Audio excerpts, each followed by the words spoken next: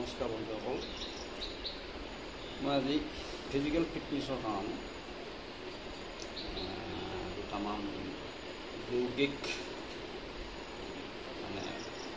স্থিতি কেনেকুৱা ধৰণে থাকিব লাগে, কেনেকুৱা ধৰণে কিছুমান ক্ৰিয়া কৰিব লাগে, সেইখিনি বিষয়ে অকণমান কোৱাৰ লগতে সেই বস্তুকেইটা দেখাবলৈ ইচ্ছা কৰিছোঁ। ফিজিকেল ফিটনেছ বুলি কওঁতে আমাৰ আচলতে বহুতখিনি কথা সোমাই পৰে। বিশেষকৈ আমাৰ দেহাটো ফিট হৈ থাকিবৰ কাৰণে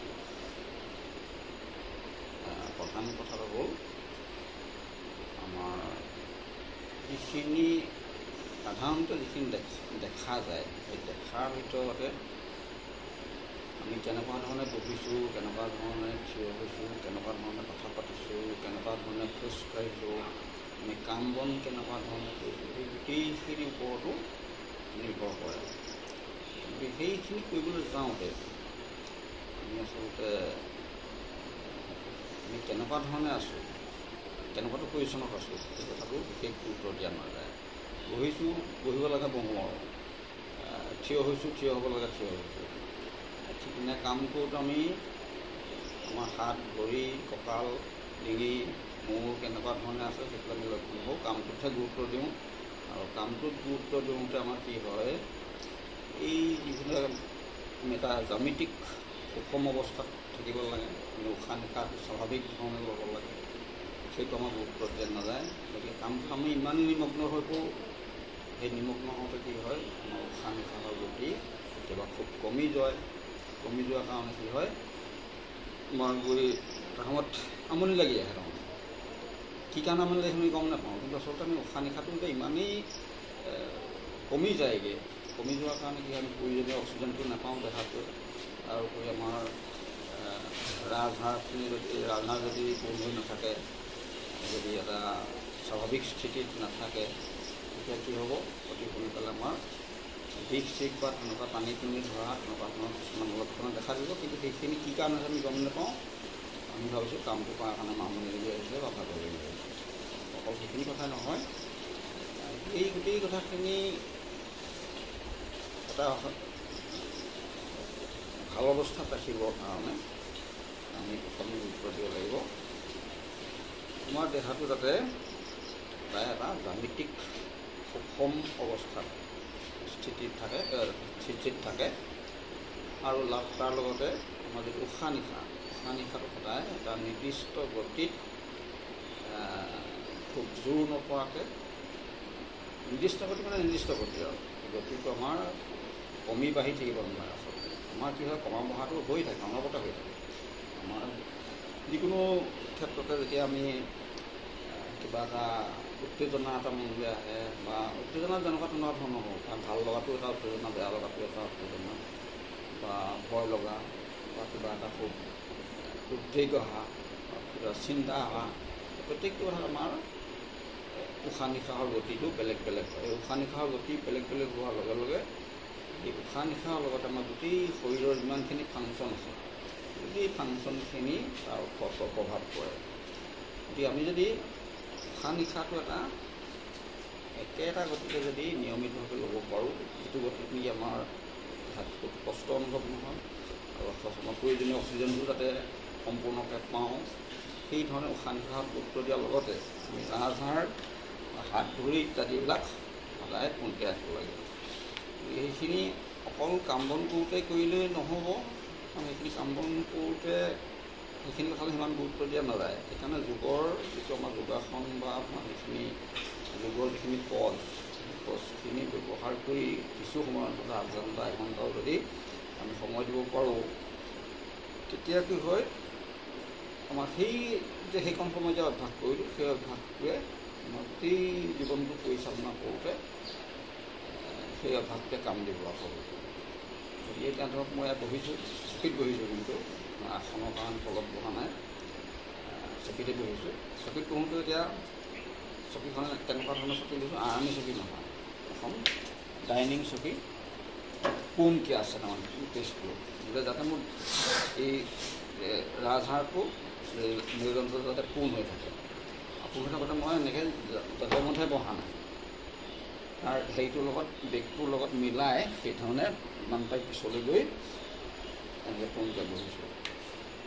এইভাগে পোনকৈ বহি সম্পূৰ্ণ যেতিয়া গোটেই ৰাজহাঁহটো পোন হৈ থাকিব, পোন হৈ থকাৰ পিছত কিন্তু এটা কথা, একেবাৰে সৰলৰেখাৰ ওপৰত নাথাকে, কাৰণ আমাৰ মেৰুদণ্ডডাল জেগাই জেগাই অলপ অলপ বেকা, কঁকালৰ ওপৰত আগফালে বেছিকৈ যোৱা, আৰু বাকী চব সমানেই যদিও আকৌ এইখিনিত গৈ অকণমান বেকা হয়।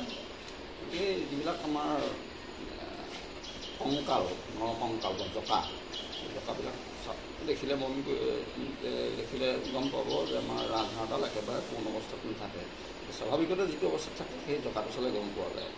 গতিকে সেইধৰণে য'ত যেনেকৈ বেকা হ'ব লাগে সেইধৰণে বেকা হ'ব, কিন্তু মুঠতে এজে হ'ল তাৰমানে উলম্ব অৱস্থাত আমাৰ দেহাটো ৰাখিব লাগে। ৰখাৰ পিছত ঠিক তেনেকৈ মূৰটো এনেকৈ ইফালে সিফালে বেকা নহয়, পূৰা পোন থাকিব লাগে। এইধৰণে থাকি দুটামান পজ আপোনাক দেখাম। গছখিনি অকল ৰাজহাঁহ পোন হোৱা বুলি নহয়, আমি কেনেকুৱা ধৰণে শৰীৰটোৰ বিভিন্ন অংগ প্ৰত্যংগবোৰ সঞ্চালন কৰিলে এই ৰাজহাঁহৰ গোটেই ৰাজহাঁহডাল যাতে এটা প্ৰসাৰিত অৱস্থা লাভ কৰে। প্ৰসাৰিত হোৱা মানে কি হ'ব, প্ৰসাৰিত হোৱাৰ লগে লগে তাৰ ভিতৰত যিখিনি মজ্জা আছে, মজ্জাখিনিৰ ভিতৰত এক্সাৰচাইজ হ'ব, তেজ চলাচল বৃদ্ধি হ'ব। এই তেনেকুৱা কিছুমান কথা আহিব।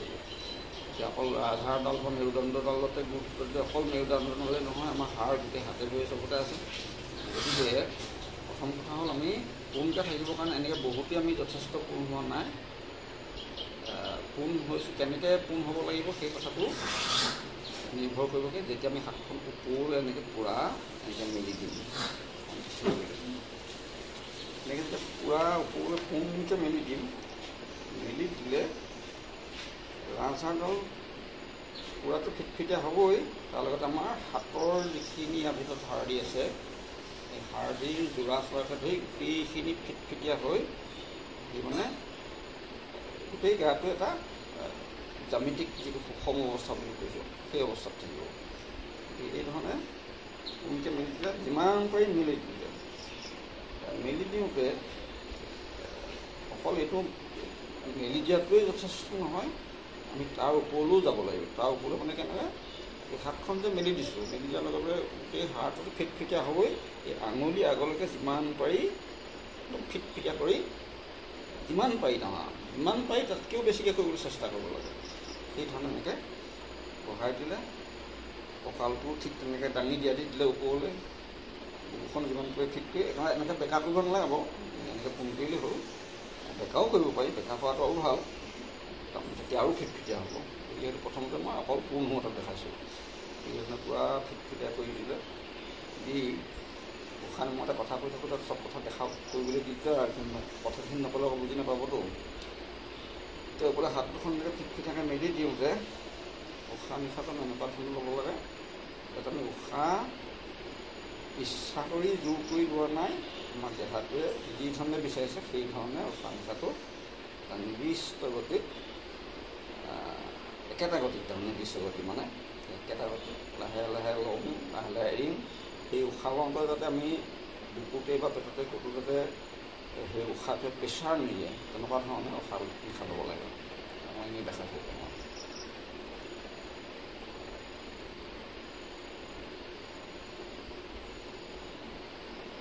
তেজপুৰত আমি কি কৰিছোঁ, উশাহ নিশাহটো খুব কম গতি মানে কি আৰু যিটোত আমাৰ প্ৰয়োজনীয়কৰণহে লৈছোঁ, তাৰমানে বেছিকৈ জোৰ দি লোৱা নাই। আৰু প্ৰয়োজনীয়টো লওঁতে খালি খুব ধীৰ গতিত লাহে লাহে লৈছোঁ, লাহে লাহে এৰিছোঁ। কৰোঁতে হাত চাতবোৰ টানি ধৰিব, ইমান দি থাকিব নোৱাৰে সাধাৰণতে, কিন্তু অভ্যাস কৰোঁতে এনেকৈ বহুত দেৰি থাকিব পৰা হ'বগৈ। আৰু যিমানে দেৰিকৈ থাকিব পৰা হ'ব সিমানে বুজি পাব যে আপোনাৰ কেপাচিটিটো বাঢ়িছে। আচলতে সেই যিটো আমাৰ শৰীৰটো স্ফীত কৰি ৰখা, এই ৰাজহাঁহ ফিট কৰি ৰখাৰ লগতে হাতৰ হেৰিটো ফিট কৰি ৰখাটো সেইটো বাঢ়ি থকা মানে। আকৌ বেছি আমনি লাগিলে আকৌ লাহে লাহে নমাই আনি আকৌ অকণমান সাধাৰণ পদত তেনেকৈ হ'ল। কিন্তু গাটো বেকা কৰিব নালাগে, গাটো বেকা কৰিবলৈ ঢিলা কৰি বোলে অকণমান আৰাম কৰি লওঁ, সেইটো কৰিলে কিন্তু আচলতে এইটো দেখাতহে আৰাম যেন লাগে, কিন্তু আৰাম নহয়, কাৰণ এইটো আকৌ বেকা হৈ গ'ল নহয়। বেকা হোৱাৰ লগে লগে ৰাজহাঁহৰ স্থিতিটো স্বাভাৱিক হৈ নাথাকিল নহয়। গতিকে এনেকৈ পোনকৈ থাকিব লাগিব, কিন্তু জোৰটো দিব নালাগে। তেতিয়া ফিটফিটা কৰিবৰ কাৰণে যিটো জোৰ দিয়া হৈছিলে, সেই জোৰটো নিদি সাধাৰণতে পোনকৈ থাকিব লাগে।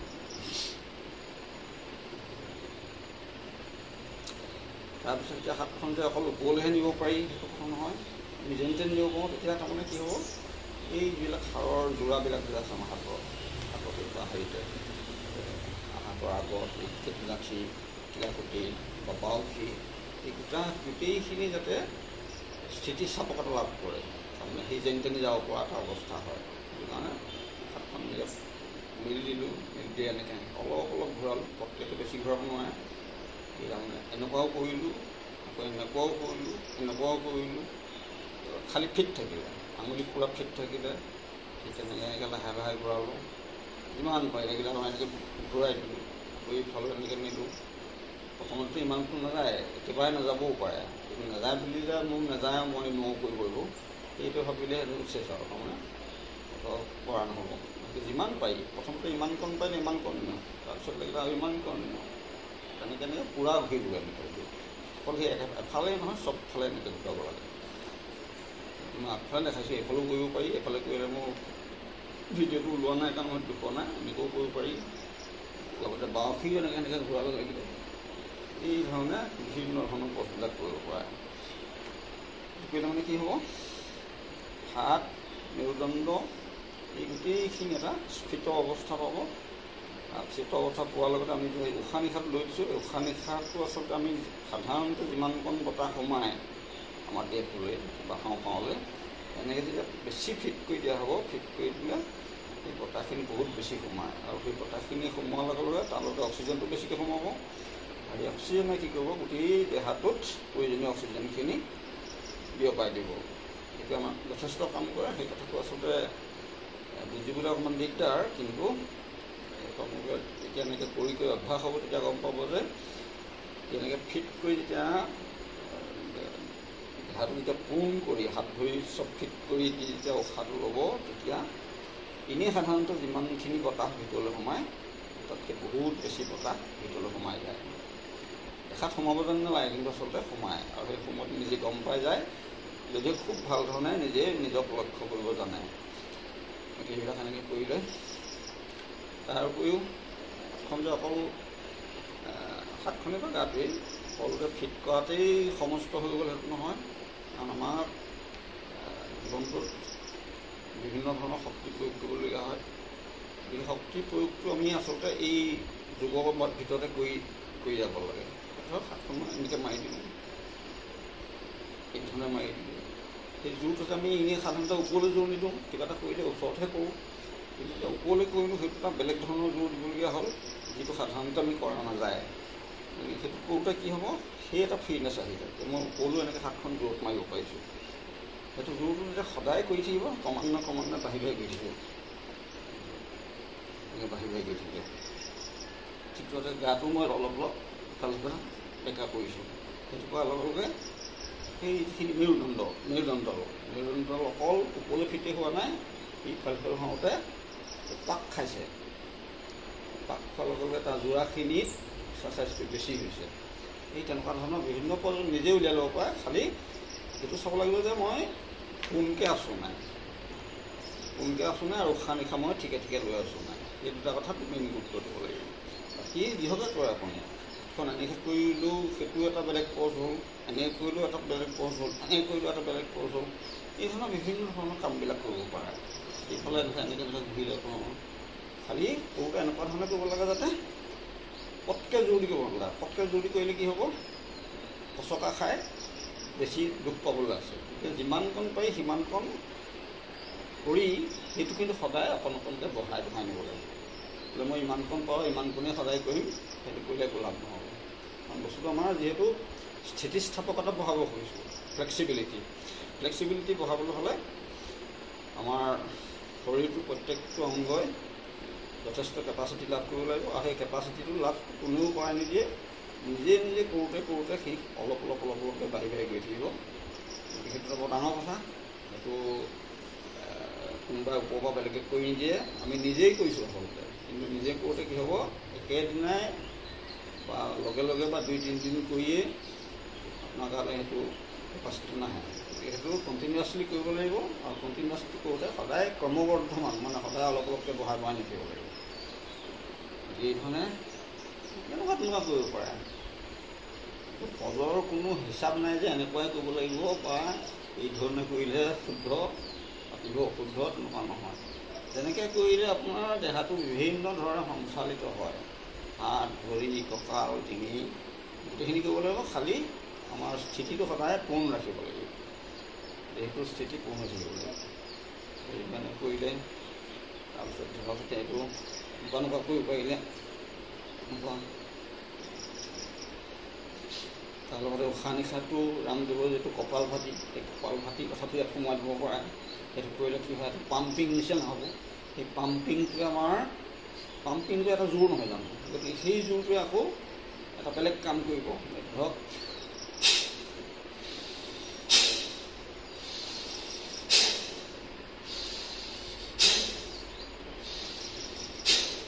এতিয়া যেনেকৈ দেখাইছোঁ সিমান নকৰিলেও হ'ব, অলপ অলপ জোৰ দিলেও হ'ল।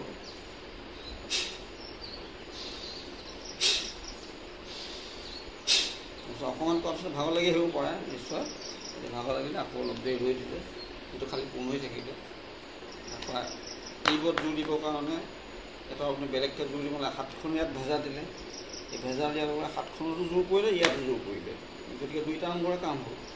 এনেকুৱা ধৰণৰ জোৰ দি মই উঠি দিব খুজিছোঁ, কিন্তু উঠি দিয়া নাই। সেই জোৰটোত তাৰমানে এনেকুৱাই জোৰ দিছোঁ যাতে মই উঠি দিলে যিটো জোৰ হ'ব, সেই জোৰটো যাতে মোৰ হাতত পৰে, ইয়াত পৰে। এই দুইটা কথা এনেকুৱা ধৰণৰ।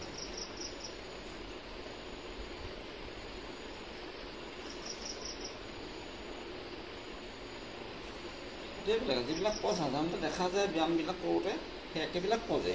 ধৰক হাতখন এনেকৈ ঘূৰালে, সেইটো এটা পজ।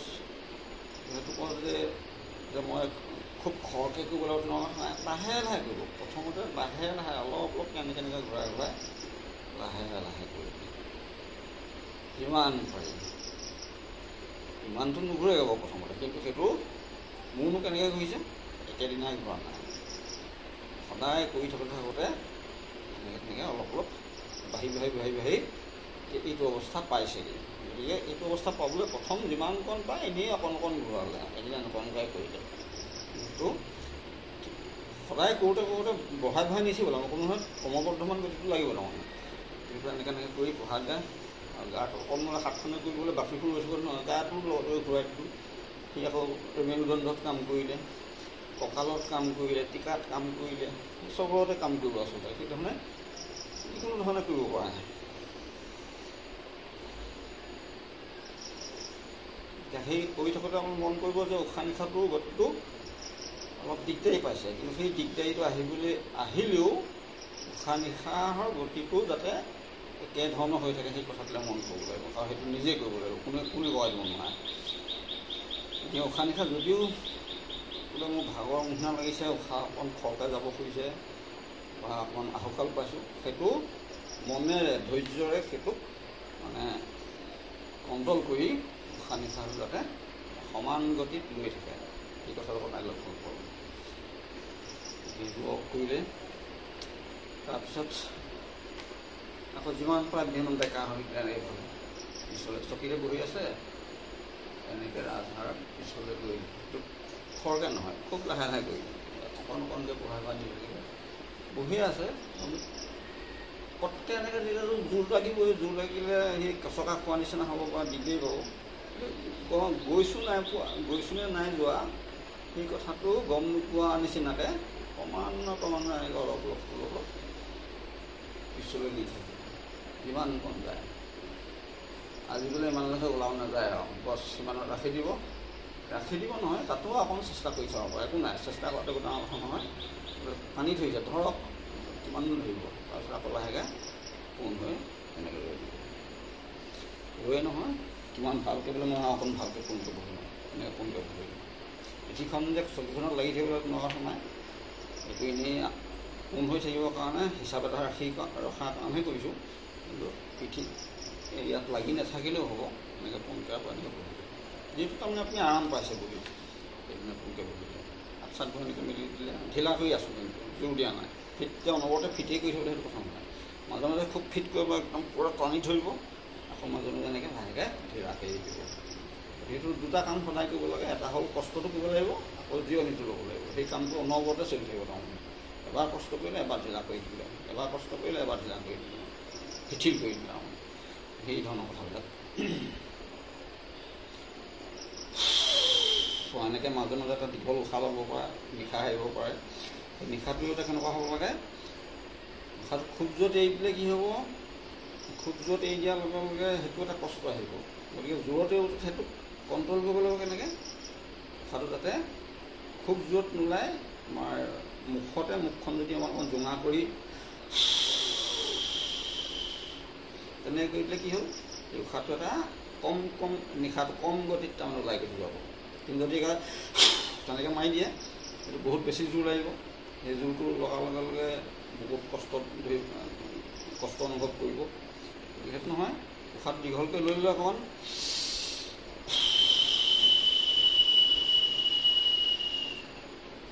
এই হুহুৰি মৰা নিচিনাকৈ মাতটো মানে চেপি তাৰমানে উশাহটো যাতে নিশাটো যাতে পটকৈ ওলাই নাযায়, লাহে লাহে ওলাই যাব, আৰু সেইটো হোৱাৰ লগে লগে কি হ'ব, এই যিটো আমাৰ এনেই যিটো কষ্ট অনুভৱ হ'লহেঁতেন সেই কষ্টটো কম অনুভৱ হ'ব তাৰমানে, সেইকাৰণে নিৰ্দিষ্ট গতিত লাহে লাহে ওলাই যাব। সেই জোখটো সদায় নিজৰ ওপৰত নিৰ্ভৰ কৰিব, আপুনি বোলে কিমান জোৰত উলিয়াব, বোলে নহয় মই লাহে লাহে উলিয়াওঁ, তেতিয়া একেবাৰে লাহে লাহে উলিয়াব পাৰে,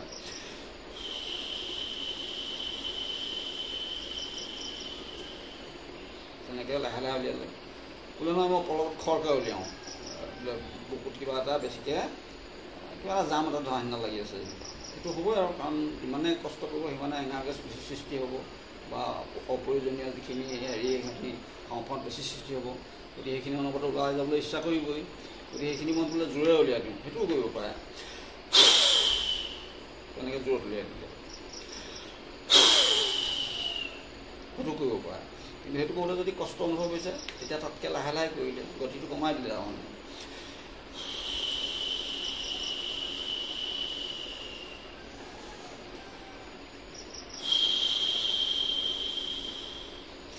এতিয়া ইমান দেৰি বহি থকাৰ কাৰণে মোৰ ভৰিটো এনেকৈ থকাৰ কাৰণে ভৰিটো অলপ দিগদাৰী পাইছে, কাৰণ সদায় একেটা পলতে থাকিবলৈ মন নাযায়, আমি যদিও পোনকৈ থকাৰ কথা কৈছোঁ, পোনকৈ আছোঁ যদিও ভৰিকেইটা এনেকৈ থাকিবলৈ দিগদাৰী পাইছোঁ, গতিকে লাহেকৈ ভৰিটো চপাই লেপেটাকাৰি বহি ল'ব পাৰে, চকীখনৰ পিছত তেনেকুৱা সুবিধাজনক হ'ব লাগিব, যদি চকীত কৰে, নকৰিলে মাটিত কৰিলেতো আৰু দিগদাৰী নাই, মাটিত কৰি আৰু ভাল হ'ব, চকীত দেখুৱাই যে চকীটো কৰিব পাৰি, সেইখন কাৰণে এইটো হ'ল সুখাসন বুলি কয়, সুখাসন মানে আসন কৰিলে সুখ অনুভৱ কৰা যায়, তাৰমানে কষ্ট নহয় বিশেষ, কিন্তু এতিয়া এইটো যদিও মই সুখাসন বুলি কৈছোঁ, নকৰাসকলৰ কাৰণেতো অসুখাসনেই হ'ব, তাৰমানে কিনো এই ধৰণে ভৰি লেপেটাকাৰি বহিব সাধাৰণতে নোৱাৰে, কিন্তু অভ্যাস কৰিলে পাৰিবগৈ। প্ৰথমতে ধৰক এই বাওঁ ভৰিটো বা যিটো ভৰি আগুৱাই দিব সেইটো এনেকৈ ইয়াৰ লগত আসনখনৰ লগত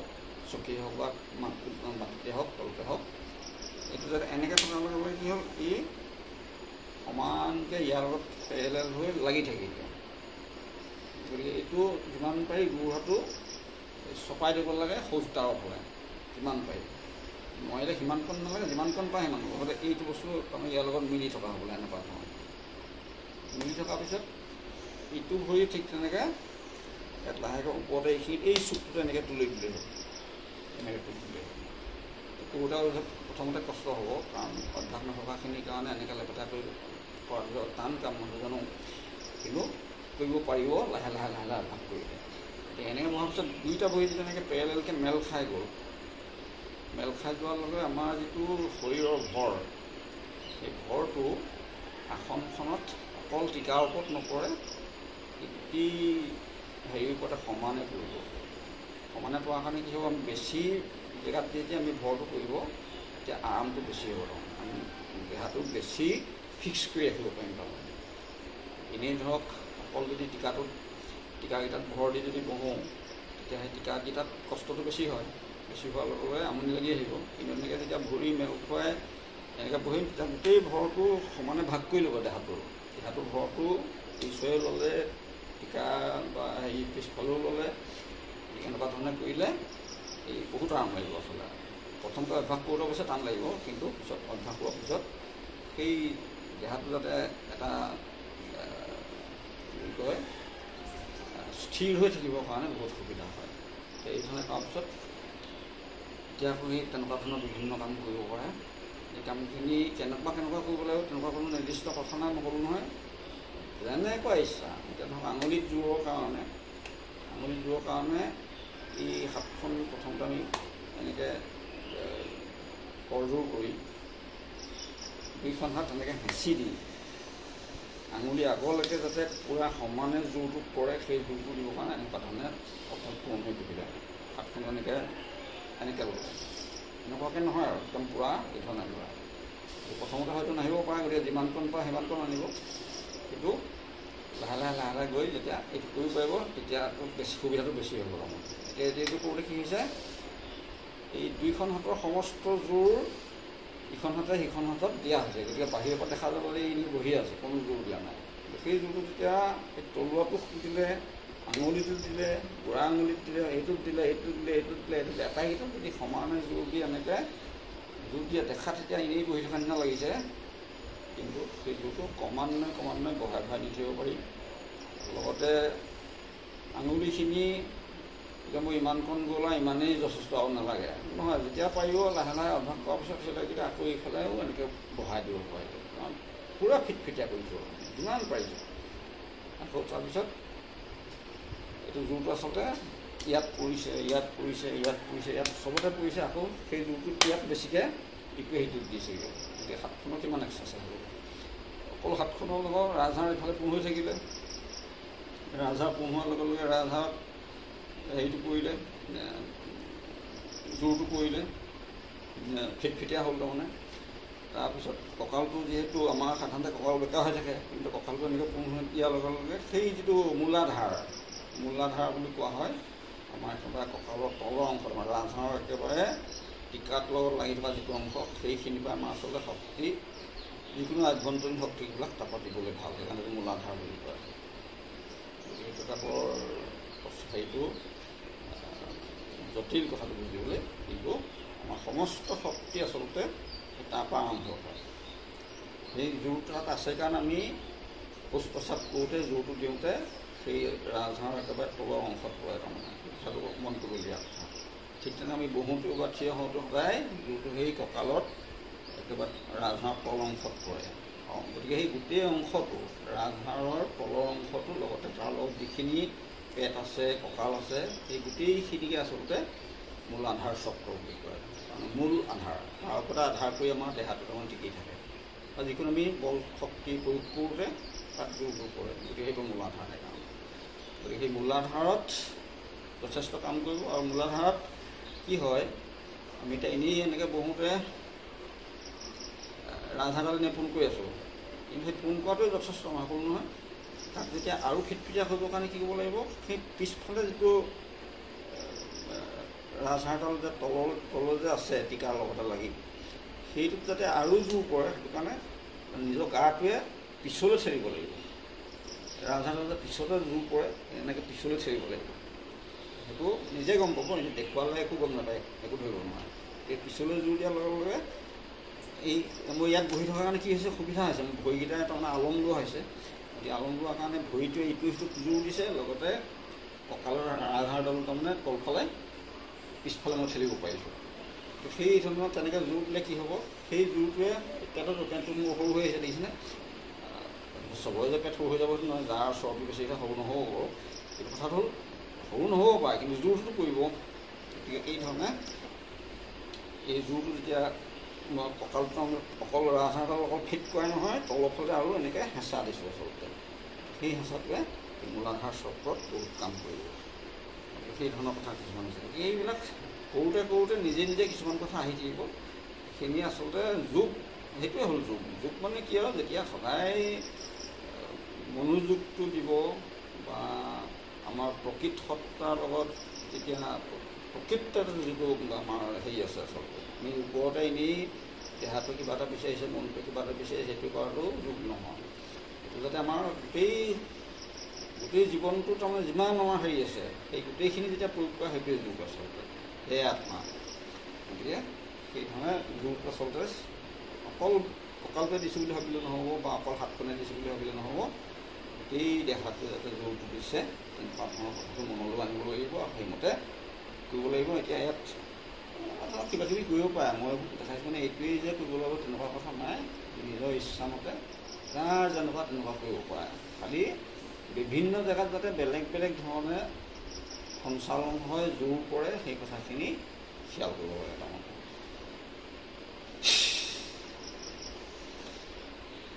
মই কথা কৈ থকাৰ কাৰণে যি ধৰণে আচলতে কৰিব লাগে সেই গোটেইখিনি কথা মই দেখুৱাব পৰা নাই, কাৰণ কথা কৈ থকাটো আচলতে যোগৰ নিয়ম নহয়, দেখুৱাব লগা হোৱাৰ কাৰণে মই ক'বলগীয়া হৈছে, গতিকে কৈ আছোঁ। এইখিনি আচলতে খুব সূক্ষ্মভাৱে খুব গভীৰলৈ লক্ষ্য কৰি কামখিনি কৰিব লাগে আচলতে। তাৰপিছত এতিয়া আঙুলিবিলাক এনেই যিমানকণ ফিট কৰিলোঁ সেইকণ ফিটেই যথেষ্ট নহয়, আৰু ফিট কৰিবৰ কাৰণে ইখনতে সিখনক টানি ধৰি পূৰা এনেকৈ ঘূৰাই ঘূৰাই দিছোঁ। সেইটো এটা বহুত কাম কৰে, যিটো নেকি মোৰ আগতে আখৰ চাখৰ লিখাত বা তেনেকুৱাত হাতখন বিৰাট টানি ধৰে, এতিয়াও একেবাৰে ভাল হৈছে বুলি নকওঁ বাৰু, কিন্তু তথাপিতো বহুত ফ্ৰী হৈছে। এই আঙুলি চাঙুলিবিলাক যাতে বেছি স্থিতিস্থাপকতা লাভ কৰে, ফ্লেক্সিবিলিটি যাতে বেছি লাভ কৰে, সেইটো কাৰণে এইবিলাক কৰিব পাৰিব। যিমান দেৰি পাৰে এনেকৈ ইখনতে সিখনতে আঙুলিকেইটা পূৰা বেকা কৰি ধৰি ৰৈ আছে, গাটো পোন থাকিবই, ধৰি ৰৈ আছে। পোন থকাৰ লগে লগে যে একেবাৰে থিৰ হৈ থাকিব লাগে কথা নাই, এনেকুৱা ইফাল সিফাল মই ধৰি আছোঁ, সেইটো নিজৰ ইচ্ছা কথা, ৰৈ থাকিব পাৰে, মুভ কৰি থাকিব পাৰে। আকৌ এইটো বেছি টানি ধৰিলে, গতিকে এইটো আমাৰ সদায় এটা ভাল ব্যৱস্থা আছে যে আমি যদি এটা ছাইড যদি বেছিকৈ কষ্ট হয় আকৌ ইটো ছাইডলৈ গুচি যাম। এইখন হাতৰ শিথিল হৈ গ'ল, এতিয়া এইখন হাতত ধৰি এই ধৰণে এইটো পূৰা টানি ধৰিছোঁ, যিমান পাৰিছোঁ। মোৰতে ইমান বেকা হৈ গৈছে ধৰক, এইটো চবৰে নাযায়েই, নাযায় মানে কি আৰু এইটো একেদিনাই কৰা বস্তুৱেই নহয়, কৰোঁতে কৰোঁতে কৰোঁতে কৰোঁতে সেই পূৰা ঘূৰাব পৰা এটা অৱস্থা হয়গৈ। তেনেকৈ ঘূৰাই দিলে কিমান পাৰে এনেকৈ ঘূৰাই দিলে, এইবিলাক নিজৰ নিজৰ কথা, কিমান আপোনাৰ ফ্লেক্সিবিলিটি কিমান আনিবলৈ ইচ্ছা কৰিছে সেইটোৰ ওপৰত কথা। এতিয়া মই এইটো কৰোঁতে কি কৈছোঁ, এই গাটোৰ কথা কৈছোঁ, গাটো যেতিয়া মই এনেকৈ আগবঢ়াই দিছোঁ, আগবঢ়াই দিওঁতে ৰাজহাড়ডাল পিছলৈ বেকা হৈ গৈছে, এনেকুৱা হৈ গৈছে নহয়। আৰু সেইটো সময়তে কঁকালটো বেছি জোৰ দিছোঁ, কাৰণ যিহেতু কঁকালতে মূলাধাৰটো আছে সেই তলচতে, সেই জোৰটো আচলতে গোটেই দেহাতলৈ বিয়পি যাব এই ধৰণে।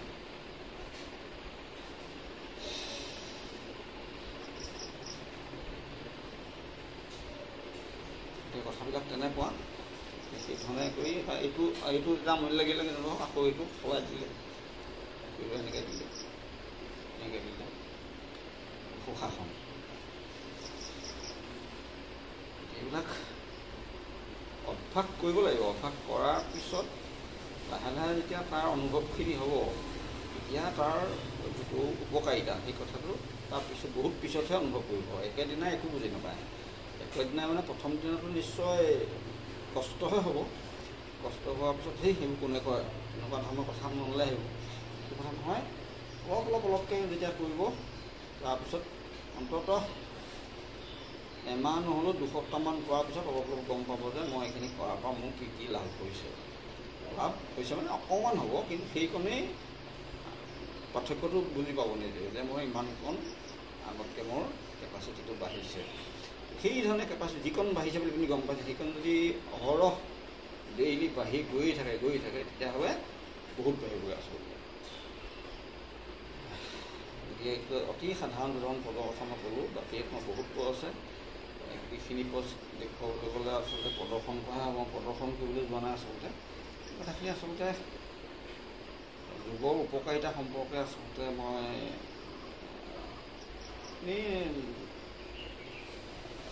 অলপ জনাবলৈ ইচ্ছা কৰি আছোঁ, জনাই আছে মাজে মাজে, কোনে কিমানখিনি ল'ব পাৰিছে নোৱাৰিছে মই নাজানো, কিন্তু মই এইটো কৰ্তব্য বুলি ধৰি লৈছোঁ। গতিকে যিমানকণ মই জানিছোঁ বা মই উপলব্ধি কৰিছোঁ সেইখিনি আপোনালোকক চাবলৈ চেষ্টা কৰিছোঁ।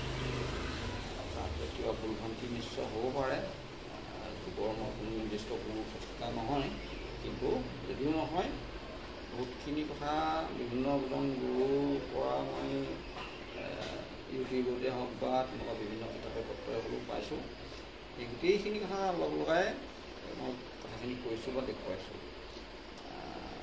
মই নিজৰ জীৱনত প্ৰয়োগ কৰাৰ কাৰণে সেইখিনিৰ পৰা কি কি মই লাভ পাইছোঁ বা কেনেকুৱা ধৰণৰ মই কৰিব পৰা এটা অৱস্থা হৈছোঁ সেইখিনি দেখুৱাইছোঁ। দেখুৱাই ইমানটো মই আজি মোৰ সেইটো সামৰণি মাৰিছোঁ।